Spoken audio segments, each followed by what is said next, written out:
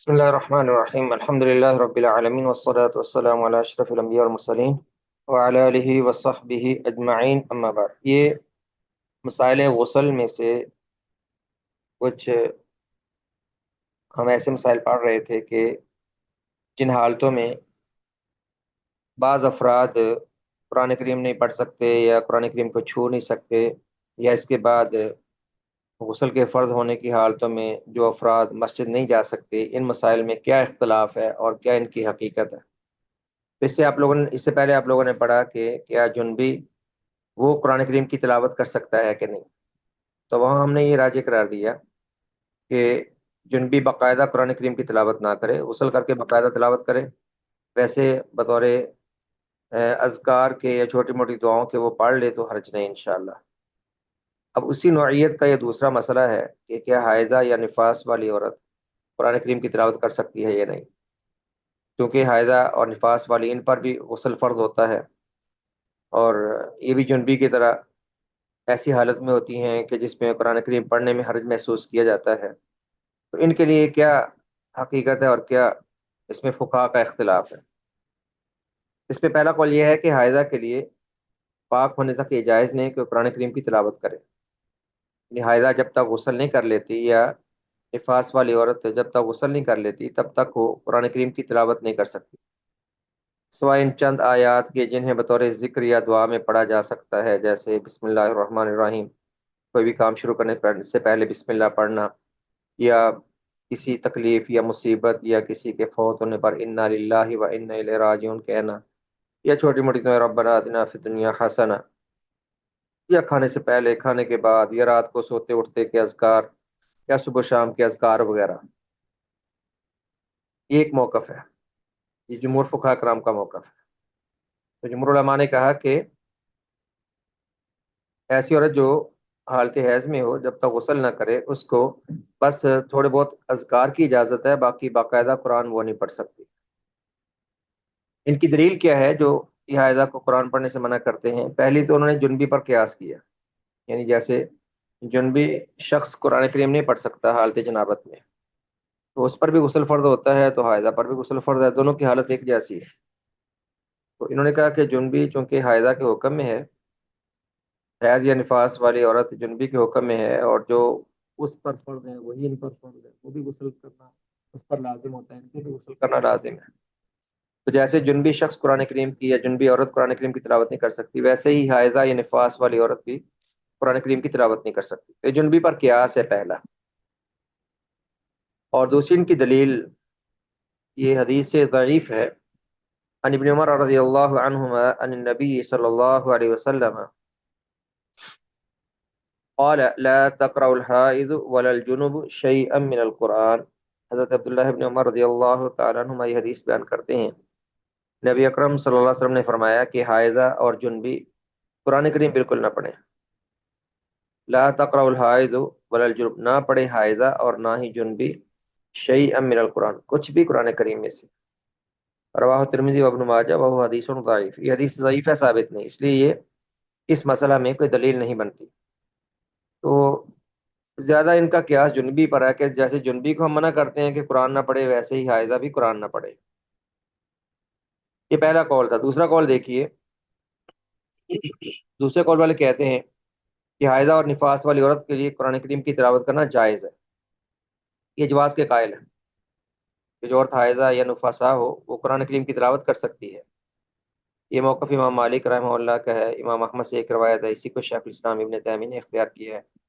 اور امام شوکانی نے اسی کو ترجیح دی ہے۔ ان ائمہ کرام کا یہ موقف ہے۔ ان کی دلیل پہلی یہ ہے، کہتے ہیں اس مسئلہ میں اصل جواز ہے الا کہ ممانت کی کوئی صحیح اور ثابت شدہ دلیل آ جائے، یعنی ہم کسی کو مسلمان کو بھی قرآن پڑھنے سے کیسے روک سکتے ہیں جب تک کہ ممانت کی کوئی دلیل نہ ہو، اور حائضہ کو قرآن کریم پڑھنے سے منع کرنے کی کوئی دلیل صحیح ثابت نہیں ہے۔ تو یہاں اس مسئلہ میں ہمارے سامنے کوئی ایسی صحیح دلیل نہیں ہے جس سے یہ پتہ چلتا ہو کہ حائضہ قرآن کریم کی تلاوت نہیں کر سکتی۔ تو اصلاً مسلمان کے لیے ہر حال میں تلاوت کرنے کا، قرآن پڑھنے کا جواز ہے، ہم کیسے روک سکتے ہیں جب تک کہ ممانت کی کوئی دلیل نہ ہو۔ اور رسول اللہ صلی اللہ علیہ وسلم کے دور میں آپ کے ازواج، صحابیات ان کے ساتھ حیض کا عارضہ ہوتا، اور کوئی ایسی دلیل سے ثابت نہیں ہے کہ آپ نے کبھی ان کو روکا ہو یا انہوں نے قرآن پڑھنے سے احتراز اور اجتناب کیا ہو۔ اس لیے شیخ الاسلام ابن تیمیہ رحمہ اللہ فرماتے ہیں کہ حائضہ کو قرات سے یعنی قرآن کریم پڑھنے سے روکنے میں صریح اور صحیح نصوص کہیں بھی نہیں ملتی۔ نص کی جمع نصوص ہے، یعنی کوئی صحیح یا صریح دلیل نہیں ہے۔ اور اسی طرح رسول اللہ کے زمانے میں عورتوں کو یہ پریشانی لاحق ہوتی تھی، لیکن رسول اللہ صلی اللہ علیہ وسلم انہیں قرآن کریم کی قرات سے بالکل ایسے ہی منع نہیں فرماتے تھے جیسے آپ صلی اللہ علیہ وسلم انہیں ذکر اور دعا سے منع نہیں فرماتے تھے۔ یعنی جب ذکر اور دعا سے منع نہیں آپ نے کیا تو قرآن کریم سے منع کی بھی کوئی دلیل ثابت نہیں۔ یہ شیخ الاسلام کا قول آپ کے سامنے۔ اور دوسری دلیل وہ اسی طرح کی ہے، یعنی پہلی دلیل یہ تھی کہ کوئی منع نہیں کیا گیا تو ہم کیوں منع کریں۔ دوسری بات یہ کہ اللہ تعالیٰ نے قرآن کریم کی تلاوت کا حکم دیا ہے اور تلاوت کرنے والے کے لیے بہت زیادہ ثواب اور اجر عظیم کا وعدہ بھی فرمایا ہے۔ اللہ کا حکم ہے اور تلاوت کرنے پر اجر عظیم کا اللہ نے وعدہ کیا ہے۔ قرآن کریم کے ایک حرف پر 10 نیکیاں ملتی ہیں، تو اس اجر عظیم سے ہم کسی کو کیسے محروم کر سکتے ہیں؟ اس لیے اس سے کسی کو بھی نہیں روکا جا سکتا سوائے اس کے جس کے حق میں روکنے کی دلیل ثابت ہو جائے، اور یہاں ایسی کوئی دلیل تو یہ بھی پہلی نوعیت ہی کی دلیل ہے، یہ کوئی الگ نہیں ہے۔ جب اللہ نے حکم دیا اور منع نہیں کیا تو ہم کیسے منع کر سکتے؟ دوسرا، اگر یہ کہیں کہ اس سے پہلے ہم نے کہا کہ جنبی قرآن کریم کی تلاوت نہ کرے تو حائضہ کو جنبی پر قیاس نہیں کیا جا سکتا۔ جس شخص کو جنابت ہو یا جس عورت کو جنابت ہو، غسل فرض ہو جنابت کی وجہ سے، تو اس کے اختیار میں ہے فوری طور پر غسل کر کے وہ یعنی جنابت کی حالت سے نکل سکتا ہے۔ جنبی کے لیے تو اختیار ہے فوری طور پر غسل کر کے جنابت کی حالت سے باہر آنے کا، لیکن حائضہ کے پاس ایسا اختیار نہیں ہے۔ وہ تو 6-7 دن کے اس دورانیہ میں غسل کر بھی لے تو اپنی اسی حالت میں رہے گی، وہ حد سے اکبر کی حالت میں رہے گی، اور جنبی تو حد سے اکبر سے بآسانی باہر آ سکتا ہے کہ غسل کرے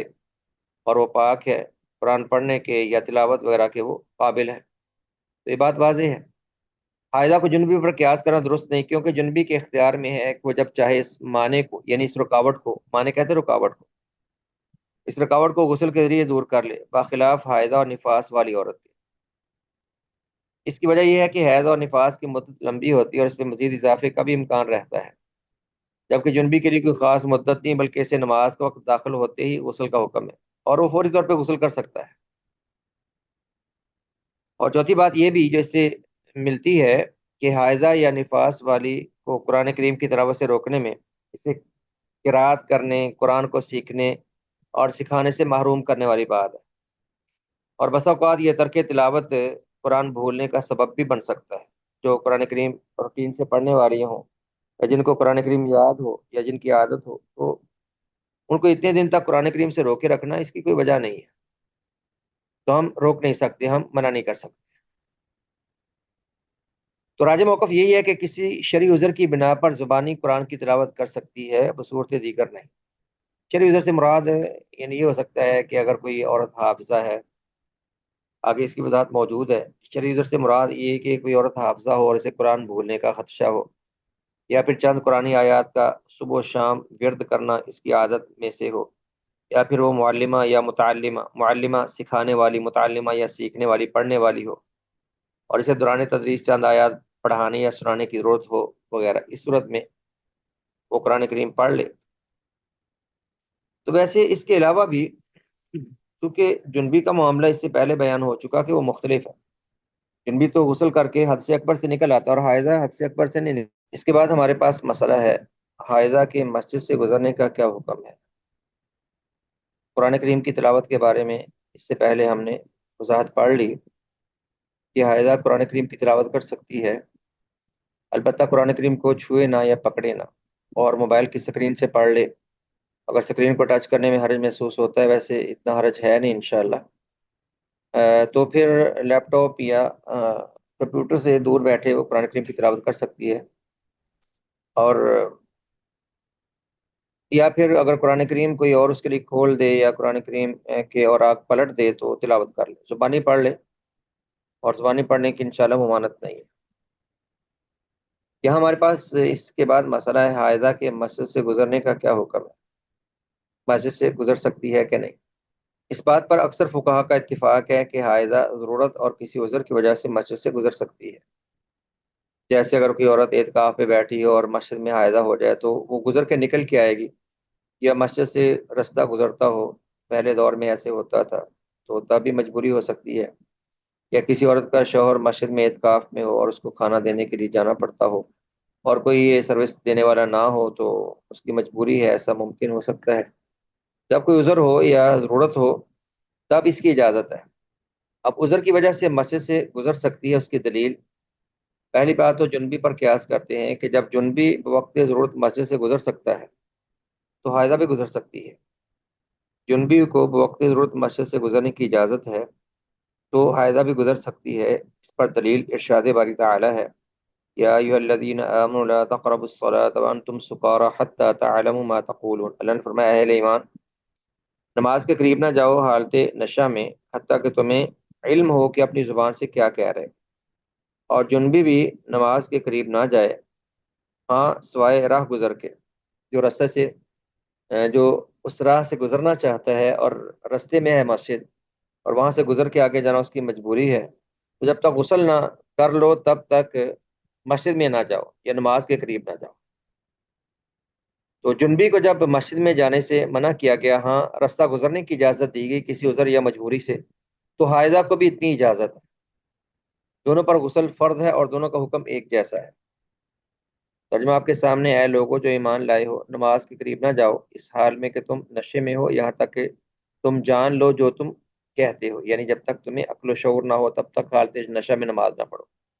اور نہ اس حال میں کہ جنبی ہو مگر رستہ عبور کرنے والے، یہاں تک کہ غسل کر لو۔ تو وقت ضرورت اس کی شریعت نے یہاں پر اجازت دی ہے، تو حائضہ کا بھی ہی معاملہ ہے۔ اور دوسری دلیل سیدہ عائشہ رضی اللہ تعالیٰ عنہ کی حدیث ہے، کہتی ہیں قالت لی رسول اللہ صلی اللہ علیہ وسلم، اللہ کے رسول نے مجھ سے فرمایا ناولین الخمرۃ من المسجد، کہ مجھے مسجد سے چھٹائی پکڑا دو۔ قالت، عائشہ کہنے لگی فقلت، تو میں نے کہا انی حائض، کہ میں تو حائضہ ہوں۔ فرمایا ان حیضہ کی لیست فی یدی کہ ہاتھ کے داخل کرنے میں کوئی حرج نہیں ہے، کہ حیض ہاتھ میں تو نہیں ہے، یعنی ہاتھ بڑھا کے پکڑ سکتی ہو، کیونکہ آپ کا دروازہ مسجد میں کھلتا تھا اور ڈائریکٹ آپ گھر سے نکل کر مسجد میں انٹر ہو جاتے تھے، تو دروازے کے قریب چٹائی پکڑی ہوگی تو آپ نے فرمایا کہ وہ پکڑ لو۔ استعشا نے کو معلوم تھا کہ مجھے مسجد میں نہیں جانا چاہیے، اس سے معلوم ہو کہ استعشا کو علم تھا اور ان کے ہاں یہ بات معروف تھی کہ حائضہ مسجد میں نہیں جاتی، اس لیے سیدہ عائشہ نے کہا کہ میں مسجد میں نہیں جا سکتی، میں کیسے چٹائی آپ کو پکڑاؤں؟ فرمایا کہ بھئی ہاتھ بڑھا کے پکڑ لو، میں کون سا تمہیں داخل ہونے کا کہہ رہا ہوں، یعنی تمہیں داخل نہیں ہونا چاہیے لیکن ہاتھ بڑھانے میں حرج نہیں ہے۔ تو وقت ضرورت ہاتھ بڑھانا، یہاں پر انٹر تو نہیں ہوئے لیکن ہاتھ بڑھا کر کوئی چیز پکڑنے کی آپ نے اجازت دی۔ ام المؤمنین سیدہ عائشہ رضی اللہ تعالیٰ عنہ سے روایت ہے کہ مجھے رسول اللہ صلی اللہ علیہ وسلم نے فرمایا مجھے مسجد سے جائے نماز یا چٹائی اٹھا کر دو، تو میں نے کہا میں تو حائضہ ہوں، تو آپ صلی اللہ علیہ وسلم نے فرمایا تیرا ہاتھ صرف ہاتھ میں نہیں، یعنی ہاتھ بڑھا کر پکڑنے میں حرج نہیں۔ وجہ استدلال کیا ہے، یعنی دلیل کیسے بنی ہے کہ رسول اللہ صلی اللہ علیہ وسلم نے کہا ام المؤمنین سیدہ عائشہ رضی اللہ تعالیٰ عنہ کو چھٹائی یا جائے نماز پکڑانے کے لیے مسجد سے گزرنے کی اجازت دینا، اصل میں یہاں پر گزرنے والی بات نہیں، ہاتھ بڑھا کر آپ نے پکڑنے کی اجازت دی۔ اس بات کی دلیل ہے کہ حائضہ کسی عذر یا ضرورت کے سبب مسجد جا سکتی۔ تو خیر یہاں پر عائشہ بھی جانتی تھی مجھے مسجد نہیں جانا چاہیے، اور نبی علیہ السلام نے بھی فرمایا کہ نہیں جاؤ لیکن ہاتھ بڑھا لو۔ اور ویسے جب ضرورت ہو، جب عذر ہو، جب اس کے بغیر چارہ نہ ہو، پھر جانے میں حرج نہیں ہوتا، جیسے کہ جنبی جا سکتا ہے، حائضہ بھی جا سکتی ہے۔ پہلا مسئلہ تو تھا کہ عذر کی وجہ سے وہ مسجد جا سکتی ہے یا گزر سکتی ہے، اب اسی سے ملتا دوسرا مسئلہ ہے، کیا حائضہ بلا ضرورت اور بلا عذر مسجد سے گزر سکتی ہے کہ نہیں، یا مسجد میں ٹھہر سکتی ہے کہ نہیں؟ اس میں فقہاء کرام کے دو قول ہیں۔ پہلا جمہور کا موقف یہ ہے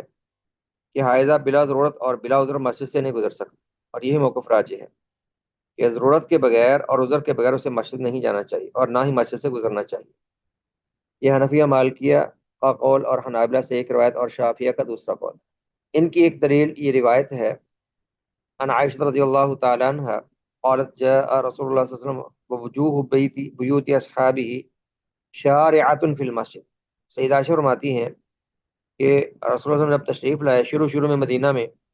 جب آپ نے مسجد بنائی تو کئی صحابہ کے دروازے مسجد میں کھلتے تھے، یعنی درمیان میں مسجد تھی اور آس پاس گھرانے تھے، تو انہوں نے اپنے دروازے مسجد میں کھول رکھے تھے کہ جب وہ گھر سے نکلتے تو سیدھے مسجد میں انٹر ہوتے، اور ان کی خواتین کو بھی مسجد سے گزر کر باہر نکلنا پڑتا بازار جانے کے لیے یا گلی میں نکلنے کے لیے، تو مسجد میں ان کے دروازے کھلتے تھے۔ آپ نے فرمایا وجہوا هذه البیوت عن المسجد، بھائی ان دروازوں کا مسجد سے رخ پھیر دو، کہ دوسری جانب دروازے کھولو اور مسجد میں سیدھے دروازے نہ کھولو۔ فرماتے ہیں ثم دخل النبی صلی اللہ علیہ وسلم ولم يصنع القوم شيئا، پھر آپ دوبارہ تشریف لائے تو ابھی تک لوگوں نے یہ عمل نہیں کیا تھا، ابھی تک لوگوں نے دروازوں کا رخ نہیں بدلا تھا، اور رجاء اس امید میں کہ ان تنزل فیہم رخصت، کہ کوئی نرمی نازل ہو جائے کہ ان کو مسجد میں ڈائریکٹ داخل ہونے کی اجازت مل جائے۔ تو فخرج الیہم بعد، اس کے بعد دوبارہ آپ آئے تو فرمایا، دوبارہ کہا وجہوا هذه البیوت علی المسجد، بھائی میں پہلے بھی کہہ چکا ہوں کہ ان گھروں کا، ان دروازوں کا مسجد سے رخ پھیر دو، فإنی لا احل المسجد لحائض ولا جنب، کہ میں کسی حائضہ یا جنبی شخص کو مسجد میں داخل ہونے کی اجازت نہیں دیتا۔ یہ روایت ہے لیکن روایت ضعیف ہے، اس طرح کی روایت پیچھے بھی گزری ہے۔ تو وجہ استدلال کیا ہے کہ رسول اللہ صلی اللہ علیہ وسلم نے جن صحابہ کرام رضوان اللہ علیہم اجمعین کے گھروں کے دروازے مسجد کی جانب تھے، انہیں باہر کی جانب بنانے کا حکم دیا، مسجد سے ان کے دروازوں کو ہٹانے کا آپ نے حکم دیا، تاکہ مسجد حائضہ اور جنبی کی گزرگاہ کا ذریعہ نہ بنے۔ اس لیے آپ صلی اللہ علیہ وسلم نے فرمایا کہ میں اس مسجد یعنی مسجد نبی کو حائضہ اور جنبی کے لیے جائز قرار نہیں دیتا۔ اس حدیث کے دو جواب دیے گئے ہیں، یعنی ایک تو حدیث ضعیف ہے، یہ حدیث ضعیف ہے کیونکہ اس کی سند میں افلت بن خلیفہ اور جسرہ بنت دجاجہ دونوں میں ہی کلام ہے، یعنی دونوں میں جرح ہے، دونوں راوی ضعیف ہے، اور کئی ایک محدثین نے انہیں ضعیف قرار دیا ہے۔ دوسری بات یہ کہتے ہیں کہ اگر حدیث صحیح بھی مان لی جائے تو اس سے مراد مسجد میں ٹھہرنا ہوگا، گزرنا نہیں۔ اس کے علاوہ دلائل موجود ہیں جن سے حائضہ کے مسجد سے گزرنے کا جواز ثابت ہوتا ہے۔ بہرحال حدیث ضعیف ہے، اس پر مزید بحث کرنے کی ضرورت نہیں، تو اس سے یہ بات ثابت نہیں ہوتا کہ حائضہ اور جنبی مسجد میں نہیں جا سکتے۔ اور دوسری دلیل اس موقف کیا پیچھے ہم نے بیان کیا تھا، پہلا موقف جمہور کا کہ حائضہ مسجد سے بغیر عذر کے گزر نہیں سکتی، تو پہلے اس موقع پر روایت تو ضعیف ہے۔ اور دوسری دلیل دیکھیے، ان عائشہ رضی اللہ تعالی عنہ انہا قالت قدمت مکہ وانا حائض ولم اطف بالبیت ولا بین الصفا والمروہ، سیدہ عائشہ فرماتی ہیں کہ جب ہم مکہ پہنچے حج کے لیے تو میں حائضہ ہو چکی تھی، رستے میں عائشہ ماہواری کا ان کو سامنا تھا، تو کہتی میں بیت اللہ کا طواف نہ کر سکی اور نہ ہی سعی کر سکی، کیونکہ سعی طواف کے بعد کرنا ہوتی ہے۔ قالت فرماتی فشکوت ذلک الی رسول اللہ، میں نے اللہ کے نبی سے اس بات کی شکایت کی کہ میں نہ طواف کر سکتی ہوں نہ میں سعی کر سکی ہوں، میں کیا کروں؟ تو فرمایا افعلی کما یفعل الحاج غیر اللہ تطوفی بالبیت حتی تطہری، کہ عائشہ جو باقی حاجی کرتے ہیں ویسے ہی تم عمل کرتی رہو، اور جب تک پاک نہ ہو جاؤ تب تک بیت اللہ کا طواف نہ کرو۔ تو آپ نے سیدہ عائشہ رضی اللہ تعالیٰ عنہ سے فرمایا کہ باقی اعمال کر لو حج والے، لیکن بیت اللہ کا طواف نہ کرو۔ تو بیت اللہ کا طواف اس لیے روکا گیا کہ وہاں پر مسجد حرام میں داخل ہونا پڑتا ہے۔ دیکھیے ترجمہ لکھا ہے، ام المومنین سیدہ عائشہ رضی اللہ تعالیٰ عنہ سے روایت ہے کہ میں مکہ آئی تو اس وقت میں حائضہ تھی، اس لیے بیت اللہ کا طواف نہ کر سکی اور نہ صفا مروہ کی سعی کر سکی۔ انہوں نے بیان کیا کہ میں نے اس کی شکایت رسول اللہ صلی اللہ علیہ وسلم سے کی، تو آپ نے فرمایا کہ جس طرح دوسرے حاجی کرتے ہیں تم بھی اسی طرح ارکان حج ادا کر لو، لیکن بیت اللہ کا طواف پاک ہونے سے پہلے نہ کرنا، جب تک غسل نہ کرو بیت اللہ کا طواف نہیں کر سکتے۔ تو وجہ استدلال یہ ہے کہ رسول اکرم صلی اللہ علیہ وسلم نے ام المومنین سیدہ عائشہ رضی اللہ تعالیٰ عنہ کو وہ تمام کام کرنے کی اجازت دی جو حجاج کرتے ہیں، جو بھی حاجی کرتے ہیں، سوائے بیت اللہ کے طواف کے، کیونکہ وہ مسجد میں ہوتا ہے اور حالت حیض میں مسجد میں داخل ہونا جائز نہیں۔ اس کا جواب یہ دیا گیا کہ آپ نے طواف کرنے سے روکا ہے، بیت اللہ میں داخل ہونے سے نہیں روکا، کیونکہ طواف نماز کی طرح عبادت ہے جس میں طہارت شرط ہے، تو مسجد میں جانے سے تو آپ نے منع نہیں کیا۔ تو خیر یہاں پر مسجد میں جانے کی صراحتاً ممانعت تو نہیں ہے، لیکن چونکہ طواف حرم کے اندر ہوتا ہے اس لیے آپ نے پھر طواف کرنے سے منع کیا، تو کچھ یہ دلیل ہلکی سی بنتی بھی ہے۔ اگلی دلیل اس پر زیادہ واضح ہے کہ حائضہ مسجد میں نہیں جا سکتی بغیر عذر کے۔ یہ دیکھیے حدیث، ان ام عطیہ رضی اللہ تعالیٰ عنہ قالت، سیدہ ام عطیہ رضی اللہ عنہ فرماتی ہیں امرنا ان نخرج الحیض یوم العیدین، वज़वातिल खुदूर फ़यशहदन जमाअत المسلمین ودعوتهم ويعتزل الهيد عن مصلاهن۔ سیدہ ام عطیہ کا بیان ہے، کہتی ہیں کہ ہمیں حکم دیا گیا کہ ہم عیدین کے موقع پر حیض والیوں کو بھی گھر سے لے کے آئیں اور پردہ نشین عورتوں کو بھی، سب آئیں تو مسلمانوں کی جماعت میں شریک ہوں، دعا میں شریک ہوں، ان کی پکار پر آئیں، لیکن حیض والی عورتیں وہ نماز کے مقام سے الگ رہیں۔ وَيَعْتَزِلُ الْحُيَّضُ عَنْ مُصَلَّاهُنَّ، یہ واضح دلیل ہے کہ نماز کی جگہ سے حائضہ الگ رہتی ہے۔ ترجمہ دیکھیے، ام عطیہ رضی اللہ عنہا سے روایت ہے کہ ہمیں حکم ہوا کہ ہم عیدین کے دن حائضہ اور پردہ نشین عورتوں کو بھی باہر لے جائیں تاکہ وہ مسلمانوں کی عید کے اجتماع اور ان کی دعا میں شریک ہو سکے، البتہ حائضہ عورتوں کو نماز پڑھنے کی جگہ سے دور رکھیں۔ اب رسول اللہ صلی اللہ علیہ وسلم کا حائضہ کو نماز کی جگہوں سے دور رکھنے، الگ رہنے کا حکم دینا اس بات کی دلیل ہے کہ اس کا مسجد میں ٹھہرنا تو دور کی بات، وہ بلا ضرورت اس سے گزر بھی نہیں سکتا۔ اور عیدین نبی السلام کے زمانے میں کھلے میدان میں پڑھی جاتی تھی، تو کھلے میدان میں وہ نماز کی جگہ سے الگ رہے گی جو وقتی نماز کا مقام ہے، تو مسجد جو مستقل نماز کا مقام ہے وہاں پر اس کو الگ رہنا بالاولا واجب ہو۔ یعنی نبی السلام نے عیدین کے موقع پر عورت کو نماز کی جگہ سے الگ رہنے کا، پیچھے بیٹھنے کا حکم دیا نا، کیونکہ وہ نماز میں شریک نہیں ہوگی تو پیچھے بیٹھ جائے، تو وہ تو وقتی نماز کی جگہ ہے، تو مسجد تو مستقل نماز کے لیے ہے، وہاں پر جو اللہ کی عبادت کے لیے مستقل ایک جگہ بنی ہوئی، وہاں پر ادباً حائضہ کو الگ رہنے کا کہا جائے گا۔ یہ روایت واضح دلیل ہے، اور اس سے واضح دلیل وہ پیچھے جو سیدہ عائشہ کی رضی اللہ تعالیٰ عنہ کی آپ نے روایت پڑھی تھی، وہ دوبارہ اس میں شامل کر لیں۔ میں دوبارہ آپ کو دکھا دیتا ہوں، جس میں نبی السلام نے فرمایا کہ عائشہ مجھے گھر یہ مسجد سے چٹائی پکڑا دو۔ یہ دیکھیں یہ روایت، یہ بھی واضح دلیل ہے کہ عائشہ کے ہاں یہ بات معلوم تھی کہ مجھے مسجد میں نہیں جانا چاہیے۔ عائشہ وہ عالمہ تھی، فقیہہ تھی، ان کو یہ بات اچھی طرح سمجھ تھی کہ مجھے مسجد میں نہیں جانا چاہیے، اور ویسے صحیح مسلم کی ہے، بالکل صحیح ہے۔ دوبارہ اس کو دیکھ لیں، یہ تمام روایات سے زیادہ واضح ہے، اس کو بھی وہاں پر ذکر کرنا چاہیے کہ حائضہ کو مسجد میں بلا ضرورت نہیں جانا چاہیے۔ ٹھیک ہے، عائشہ فرماتی ہیں کہ مجھے آپ نے کہا کہ عائشہ مجھے مسجد سے چٹائی پکڑا دو، تو میں نے کہا جی میں حائض ہوں۔ فرمایا کہ ہاتھ داخل کرنے میں حرج نہیں ہے۔ اس میں دو طرح سے دلیل ہے، ایک تو عائشہ رضی اللہ تعالیٰ عنہ کے ہاں معروف تھا کہ حائضہ کو مسجد میں نہیں جانا چاہیے، یعنی ان کے ہاں یہ بات معلوم تھی، معروف تھی، اس کا ان کو علم تھا، اس لیے انہوں نے کہا کہ میں مسجد میں نہیں جا سکتی، کیسے میں وہاں سے آپ کو چٹائی پکڑاؤں۔ اور دوسری دلیل نبی اسلام کے فرمان میں ہے، آپ نے یہ نہیں کہا کہ عائشہ اگر حائضہ ہو تو کیا ہوا، حائضہ مسجد جا سکتی ہے تو چلی جاؤ، میں تمہیں اجازت دیتا ہوں، آپ نے یہ نہیں کہا۔ اگر حائضہ کا مسجد میں جانا جائز ہوتا تو آپ ان کا انکار کرتے، فرمایا تم کیوں کترا رہی ہے، کیوں کترا رہی ہے اس بات سے، حائضہ ہو تو کیا ہوا، چلی جاؤ مسجد، لیکن آپ نے اجازت نہیں دی، بلکہ یہ کہا، فرمایا کہ ہاتھ بڑھا لو، ہاتھ بڑھانے میں حرج نہیں ہے، یعنی داخل نہ ہو، تمہیں داخل ہونے سے منع کیا گیا ہے، البتہ ہاتھ بڑھا کر پکڑنے کی تمہیں اجازت۔ میں نے کہا یہ حدیث بالکل واضح دلیل ہے، عائشہ کا فہم جو وہ جانتی تھی، اور رسول اللہ صلی اللہ علیہ وسلم کا اس فہم کر ان کو برقرار رکھنا، اور فرمایا کہ تم صحیح کہتی ہو، واقعی تمہیں جاننا نہیں چاہیے، ہاں ہاتھ بڑھا کے پکڑ لو۔ تو یہ پہلا موقف تھا جو واضح طور پہ ثابت ہوا کہ حائضہ عورت کو مسجد میں نہیں جانا چاہیے بلا ضرورت۔ دوسرا قول ہے کہ حائضہ کے لیے مسجد سے گزرنا مطلقاً جائز ہے، یہ حنابلہ کا مذہب ہے، مالکیہ شافعیہ کا ایک قول، بعض فقہا کا قول ہے۔ ان کی دلیل بس وہی روایت ہے، وہی کہتے ہیں، جنبی پر قیاس کرتے ہیں، کہتے ہیں جب جنبی کے لیے مسجد سے گزرنا مطلقاً جائز ہے تو حائضہ کے لیے بھی جائز ہے۔ جنبی کے لیے مطلقاً گزرنا جائز نہیں ہے، یعنی بغیر ضرورت کے جنبی کو بھی گزرنے کی اجازت نہیں۔ یہاں پر دیکھیں اللہ تعالیٰ نے جنبی کو جو گزرنے کی اجازت دی ہے وہ رستہ گزرنے کی مجبوری کی وجہ سے ہے، یہ آیت پہلے بھی گزر چکی ہے۔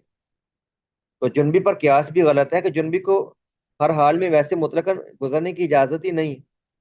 جب اس کو گزرنے کی اجازت نہیں تو ہم حائضہ کو کیسے مطلقاً گزرنے کی اجازت دے سکتے ہیں؟ کیا آپ کے سامنے یہ آیت ہے، پہلے بھی گزر چکی ہے جی، اس لیے اس موقع پر اور کوئی واضح اور راجح دلیل نہیں۔ تو پہلا موقف ہی راجح ہے، جس میں سیدہ عائشہ رضی اللہ تعالیٰ عنہ کا مسجد جانے سے کترانا، اور نبی السلام کا بھی کہنا کہ ہاں ٹھیک ہے نہ جاؤ تم لیکن ہاتھ بڑھا لو۔ ام عطیہ کی یہ روایت جس میں ان کو کہا گیا کہ عیدین کے موقع پر ہمیں یعنی سب کو نکالنے کا حکم دیا گیا کہ حیض والی بھی حاضر ہوں مسلمانوں کے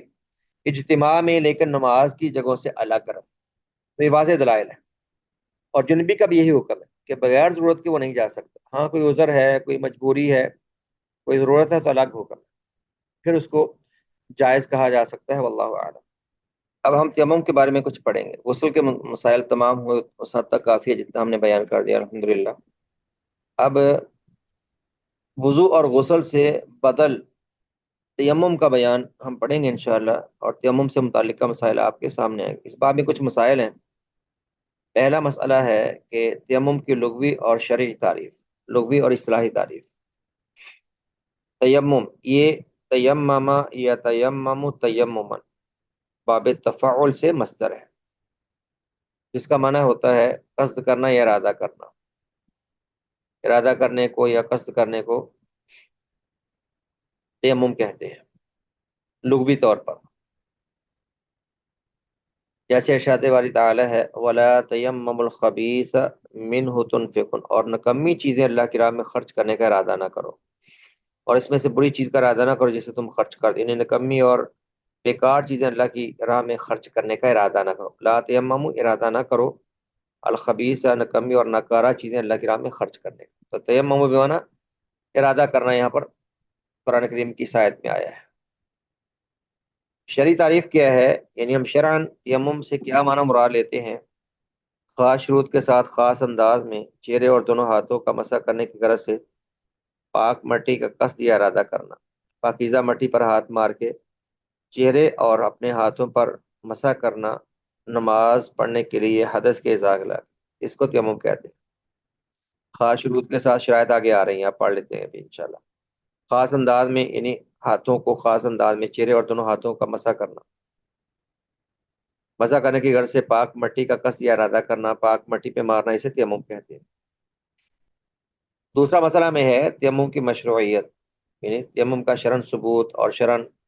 اس پر اتفاق، یہ آپ کے سامنے بیان کیا جائے گا۔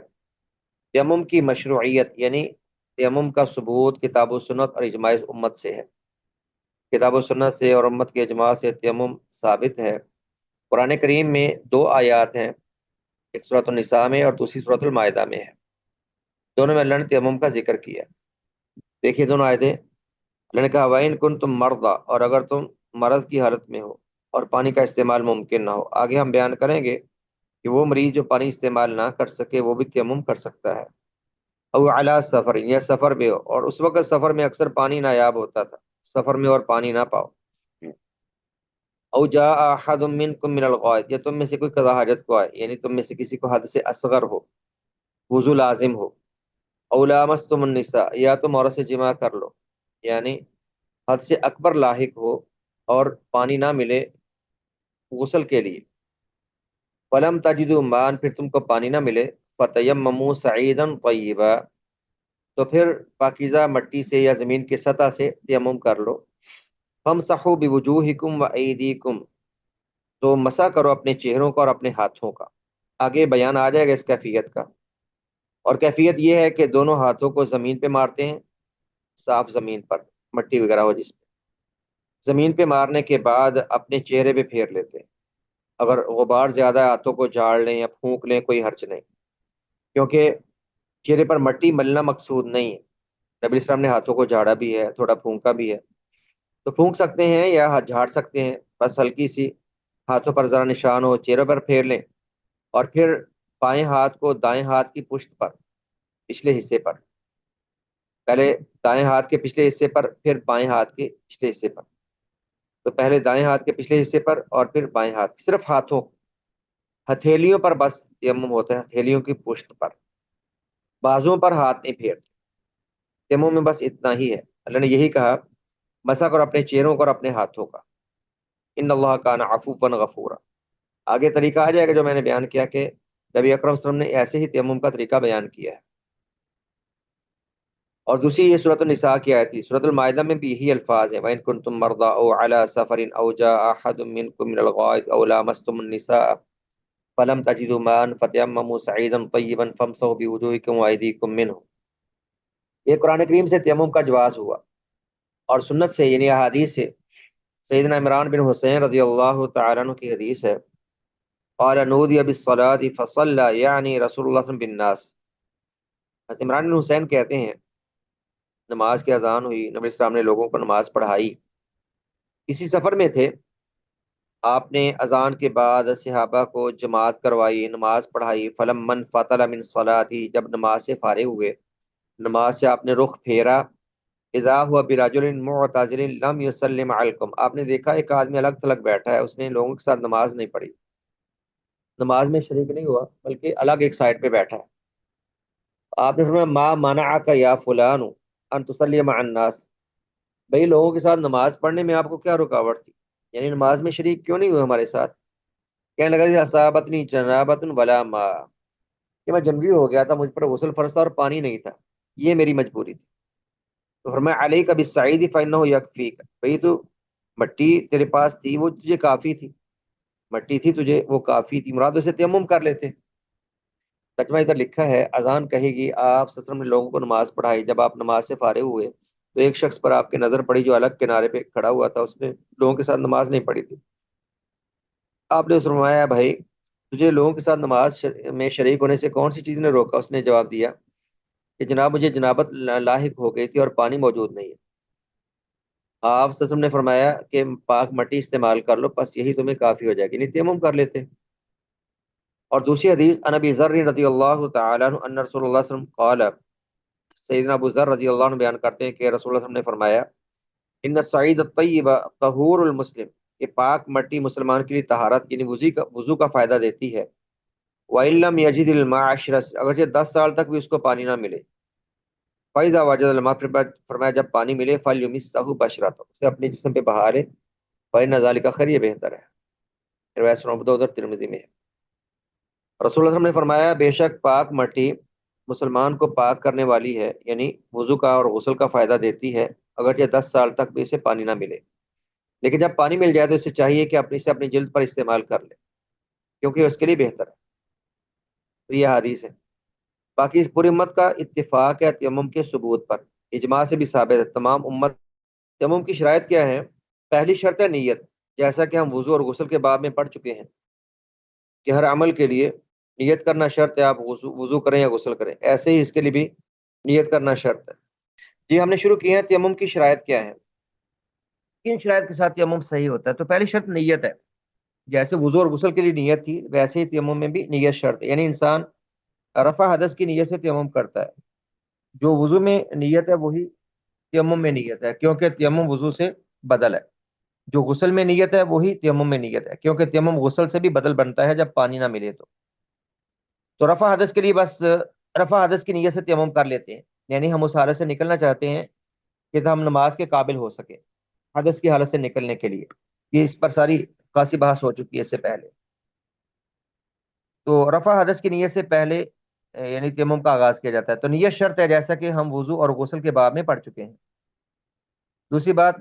نماز کے وقت کا داخل ہونا، یعنی جب نماز کا وقت ہو تبھی تیمم کرتے ہیں، اس سے پہلے تو تیمم کی ضرورت ہی نہیں ہوتی۔ نماز کے وقت میں دیکھتے ہیں اگر پانی ہے تو وضو کر لیں، پانی نہیں ہے تو اس کا متبادل تیمم موجود ہے۔ اور تیمم اللہ تعالیٰ نے اس امت کے ساتھ خاص رکھا ہے، پہلی امتوں میں وضو کی اجازت تھی، تیمم کی اجازت نہیں تھی۔ یہ حدیث دیکھیے ان ابی امامہ رضی اللہ تعالیٰ عنہ ان رسول اللہ صلی اللہ علیہ وسلم قال، سیدنا ابو امامہ رضی اللہ عنہ بیان کرتے ہیں کہ رسول اللہ صلی اللہ علیہ وسلم نے فرمایا فضلنی ربی علی الانبیاء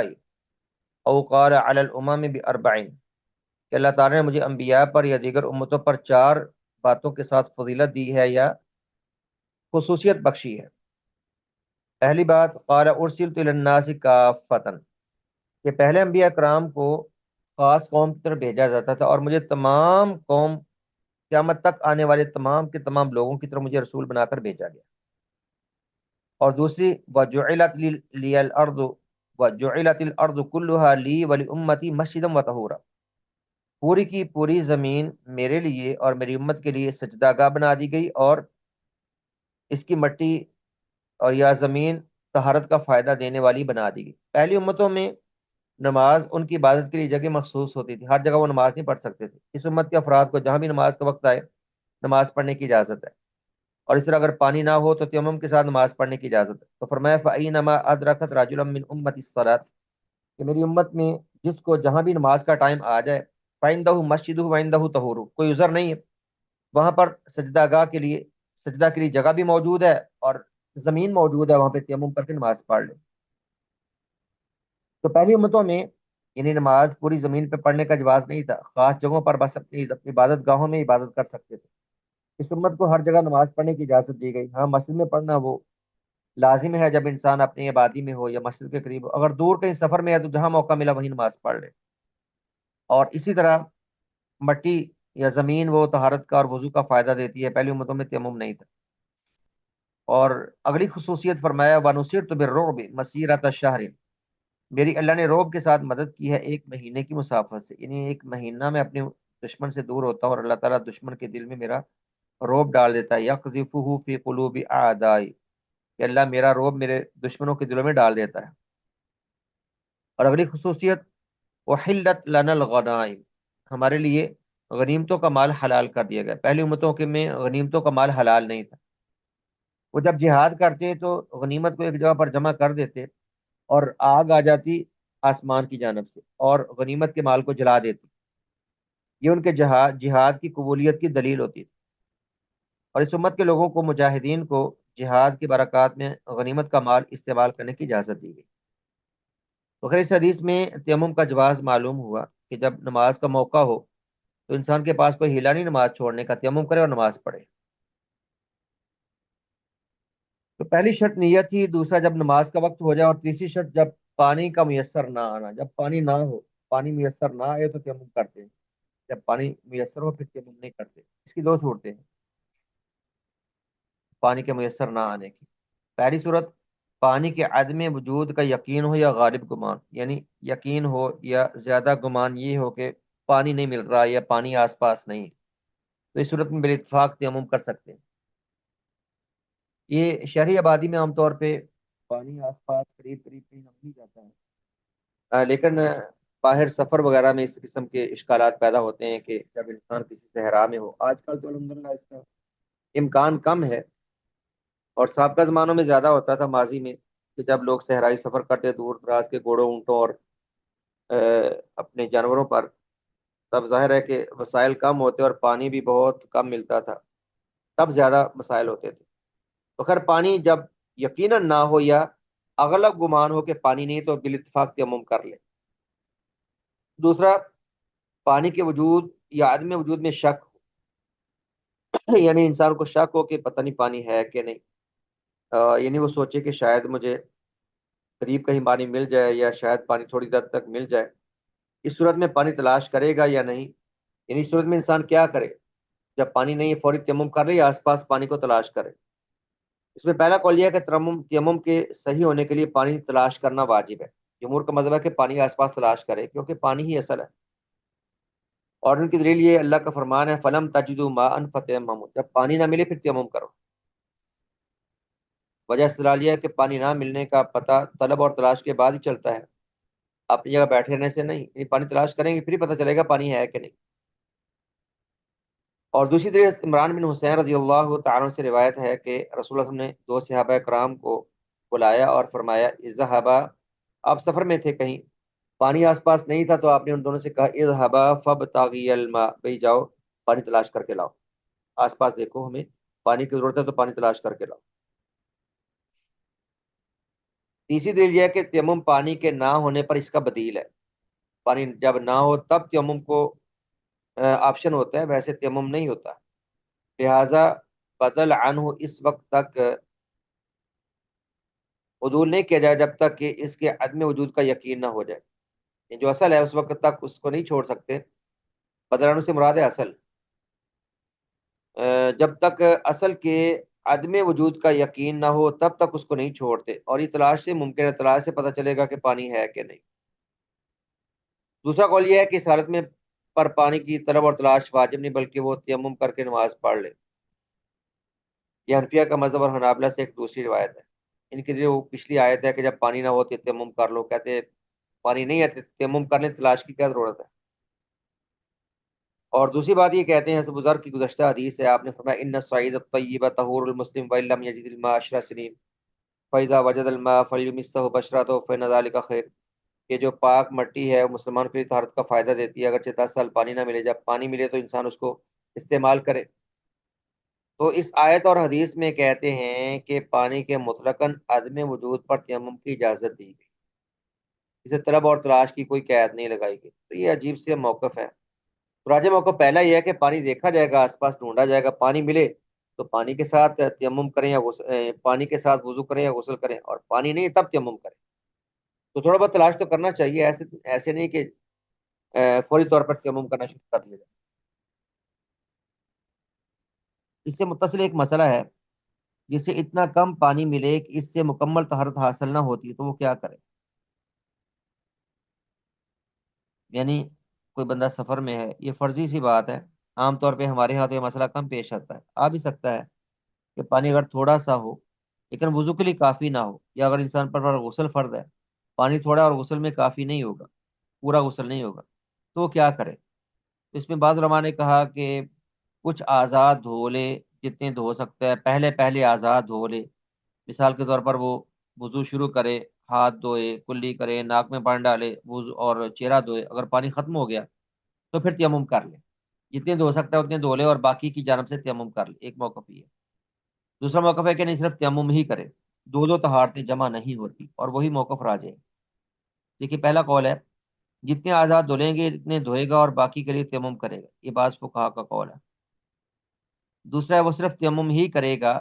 یہ بعض فقہاء کرام کا قول ہے، یعنی اس کو آزاد ہونے کی ضرورت ہی نہیں۔ تو راجح بات یہی ہے کہ اس صورت میں صرف تیمم ہی کرے گا، کیونکہ اگر وہ پانی استعمال کرتا ہے تو اس سے حدث کا مکمل ازالہ تو ممکن نہیں، مگر پانی کا ضیاع ضرور ہوگا۔ پہلے پانی تھوڑا ہے اور ممکن ہے کہ اس کے پاس اس کے علاوہ پینے کو کوئی اور پانی بھی نہ ہو، پانی کو ضائع کرنا۔ تنبیہ ہے، اگر پانی پیسوں سے ملتا ہو اور آدمی کے پاس پانی خریدنے کی یعنی پانی کو خریدنے کی طاقت بھی ہوتی ہے، اس صورت میں مذاہب اربعہ کے یہاں اس پر پانی خریدنا واجب ہے۔ پانی پیسوں سے ملتا ہو اور نہ ہو تو انسان خرید کر وضو کر لے، جیسے کوئی سفر میں ہے اور صرف منرل واٹر کی بوتل ہی ملتی ہے، وضو کرنا ہے جہاں پینا ہے وہاں پر ساتھ وضو بھی کر لے، جبکہ وہ پانی خرید سکتا ہے۔ تو ایک تو تیمم کرتے ہیں جب پانی نہ ہو، اور دوسری صورت ہے کہ پانی کے استعمال پر قدرت یا طاقت نہ ہو۔ ہاں میرے خیال سے کچھ وقت لیٹ نہ ہو جائے، اس لیے ہم اس پر اکتفا کر لیتے ہیں، یہ پڑھ لیتے ہیں، ہلکا سا ہے،